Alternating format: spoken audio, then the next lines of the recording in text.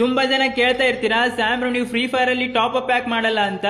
ಅದೇನ್ ಗೊತ್ತಾ ಗೈಸ್, ನಾನ್ free fire ಅಲ್ಲಿ ಟಾಪ್ ಅಪ್ ಮಾಡ್ತೀನಿ, ಆದ್ರೆ ಲಾಸ್ಟ್ ಟಾಪ್ ಅಪ್ ಮಾಡುವಾಗ ಲಾಸ್ಟ್ ಅಲ್ಲಿ ಒಂದು ಮೆಸೇಜ್ ಬರುತ್ತೆ ಗೈಸ್, ಅದೇನೋ ಗೊತ್ತಿಲ್ಲ, ಅದೇನು ಆರ್ ಅವೈಲೇಬಲ್ ಬ್ಯಾಲೆನ್ಸ್ ಈ ₹0 ಅಂಡ್ ಭಿಕ್ಷುಕ ನನ್ನ ಮಗನೇ ಮೊದಲು ಬ್ಯಾಂಕ್ ಅಲ್ಲಿ ದುಡ್ಡು ಹಾಕ್ಬಿಟ್ಟು ಫ್ರೀ ಫೈರ್ ಓಪನ್ ಮಾಡಲೇ. ಹೌದು ಗೈಸ್, ಆತರ ಮೆಸೇಜ್ ಬಂದ್ಮೇಲೆ ಫ್ರೀ ಫೈರ್ ಅಲ್ಲಿ ಟಾಪ್ ಅಪ್ ಆಗೋದಿಲ್ಲ ನಂದು, ಅದೇನೋ ಗೊತ್ತಿಲ್ಲ, ಫ್ರೀ ಫೈರ್ ಗ್ಲಿಚ್ ಇರ್ಬೇಕು ಅನ್ಸುತ್ತೆ, ಐ ಡೋಂಟ್ ನೋ.